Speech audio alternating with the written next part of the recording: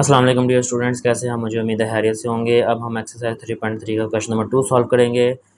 Find out fourth proportional to. और जिन्होंने question number 1 नहीं देखा, उसमें मैंने इंट्रोडक्शन में जॉनस वालों को अच्छे से समझाया है, तो काइंडली उसको भी ओपन करके एक दफ़ा देख लीजिएगा ताकि जो भी मसला मसाइल होगा उसमें क्लियर हो जाएगा।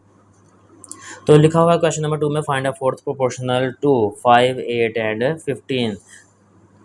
मैंने आपको पहले बताया था लास्ट क्वेश्चन में 5, 8, 15 हमारे पास फोर्थ प्रोपोर्शनल में उसने बेसिकली 3 वैल्यूज़ दी होती हैं। तो हम 5 और रेशो 8 प्रोपोर्शन 15 और लास्ट पे रेशो x लिख लेंगे, ठीक है। उसके बाद फार्मूला लगाएंगे सेम जैसा कि पहले लगाते थे, और एक्सट्रीम एक्सट्रीम के साथ मल्टीप्लाई होगा, मीन वाली वैल्यू के साथ मल्टीप्लाई होगी।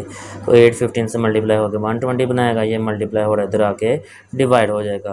कैलकुलेटर पे सीधा सीधा डिवाइड करें तो ये हमारे पास 24 आंसर आ जाएगा। नेक्स्ट मेरे पास है सेकंड पार्ट। अगेन इसमें x यूज़ हो रहा है इसलिए हम z ऐड कर लेंगे, y भी ऐड कर सकते हैं। तो इन तीनों को हमने रेशो प्रोपोर्शन में लिख लिया और लास्ट पे हम z लगा देंगे। अगेन फार्मूला लिखेंगे एक्सट्रीम और मीन का। एक्सट्रीम में फर्स्ट और लास्ट वाली मल्टीप्लाई होती है, मीन में मिड वाली दो आपस में मल्टीप्लाई होती हैं। तो ध्यान से देखिएगा, 2 को 18 से मल्टीप्लाई किया 36 आ गया। इन दोनों की बेसिस सेम है तो पावर्स ऐड हो जाएंगी। ये मल्टीप्लाई हो रही थी वैल्यू नीचे आके डिवाइड हो जाएगी। 4 1 ज़ा 4, 4 9 ज़ा 36। 5 में 3 को प्लस किया 8 आएगा, प्लस 4 ऊपर जाके -4 हो जाएगा क्योंकि इन दोनों की बेसिस सेम थी। तो 8 में से 4 माइनस किया 4, तो ये मेरा आंसर हो। ये स्टूडेंट्स थर्ड पार्ट है मेरे पास है, ए बी में वैल्यू दी है तो हम एक्स में ऐड कर लेंगे बी द फोर्थ प्रोपोर्शनल। तो ये ए बी सी और लास्ट पे एक्स हमने ऐड कर लिया। अगला काम जो हम करेंगे, प्रोडक्ट ऑफ एक्सट्रीम और मीन फार्मूला लिख दिया। फर्स्ट वाला लास्ट वाले से मल्टीप्लाई और मिड वाले दोनों आपस में मल्टीप्लाई हो जाएंगे। 10 21 से मल्टीप्लाई होगा तो 210 बन जाएगा। ये ए स्क्वायर है, ये ए क्यूब है, तो इनकी पावर्स ऐड हो जाएंगी। ये B5 है, ये B3 है, तो इनकी पावर्स भी ऐड होगी। ये वैल्यू तो मल्टीप्लाई हो रही है, इधर आके डिवाइड हो जाएगी। जी स्टूडेंट्स, हमारे पास है पार्ट 5। तो अगेन इसमें let x be the fourth proportional लिख लेंगे हम, और इनको हम प्रोपोर्शन की शक्ल में लिख लेंगे और लास्ट पे वो जो लेट किया था नंबर वो लिख लिया जाएगा। अब फार्मूला लिख लिया हमने, एक्सट्रीम इक्वल है प्रोडक्ट ऑफ मीन। फर्स्ट वाला लास्ट वाले से मल्टीप्लाई होगा जबकि मिड वाले दोनों आपस में मल्टीप्लाई होंगे।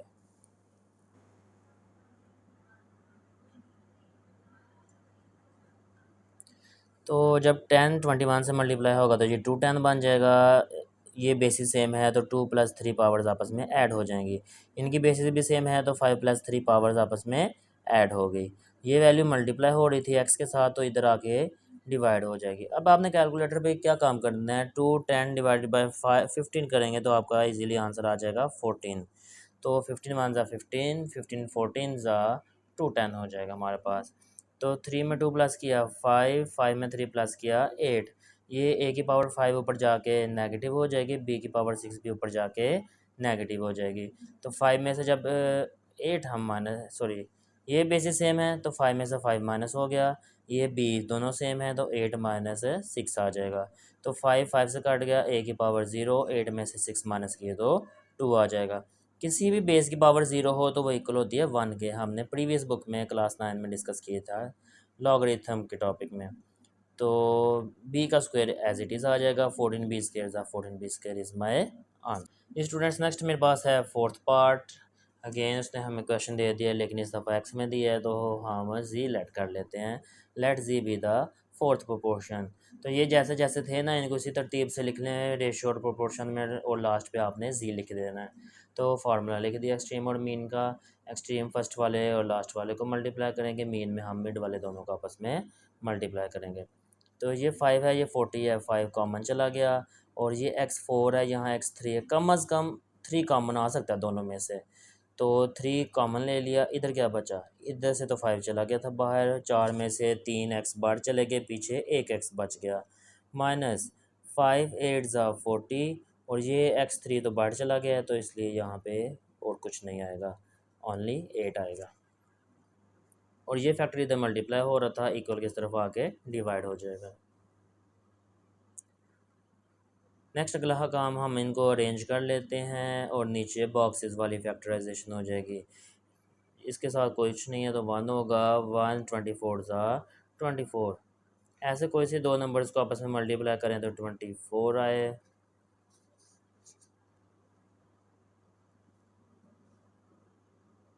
और उन्हीं दो नंबर्स को आपस में प्लस करें या माइनस करें तो मिड वाला नंबर, मिड में क्या है हमारे पास -11 आ जाए। तो 8 3 ज़ा 24 होता है। 8 में 3 प्लस करने से 11 आ जाता है, लेकिन प्लस करना है तो इसलिए हम दोनों के साथ माइनस लगाएंगे। माइनस माइनस प्लस, ये -11 बन जाएगा। तो इसलिए -11 की जगह हम -3x और -8x लिख लेंगे। अगला काम हम क्या करेंगे करेंगे इन दोनों x में से एक x कॉमन आ जाएगा और ये 8 है, ये 24 है, इसमें से 8 भी कॉमन आ जाता है। तो चलते हैं हम अपने नेक्स्ट पेज पे। तो जैसा कि आपको नज़र आ रहा है x कॉमन आ गया, x-3 बच गया, -8 भी कॉमन आ गया, x-3 बच गया। ये x-3 कॉमन चले जाएंगे, पीछे x-8 बच गया। सेम सेम आपस में कट गए, 5x³ मेरा फ्रेंड्स। फिफ्थ पार्ट मेरे पास पी क्यू में हमें वैल्यूज़ दी गई हैं 3। हमने लेट कर लेना x with the fourth proportion. इसको प्रोपोर्शन में बनाएंगे तो जो चीज़ लेट की है वो लास्ट पे लिखी जाएगी। एक्सट्रीम और मीन का फार्मूला अप्लाई कर दिया। एक्सट्रीम में फर्स्ट वाले और लास्ट वाले को मल्टीप्लाई करेंगे, जबकि मिड में दोनों को आपस में मल्टीप्लाई कर देंगे। नेक्स्ट यहाँ फार्मूला ओपन होगा, एक दफ़ा प्लस में और एक दफ़ा माइनस में, और ये फैक्टर एज इट इज़। ये वैल्यू इधर मल्टीप्लाई हो रही है, इधर आके डिवाइड होगी। मैंने डिवाइड भी कर दिया और फार्मूला भी ओपन कर दिया ताकि हमारे पास ज़्यादा स्टेप ना बन जाए।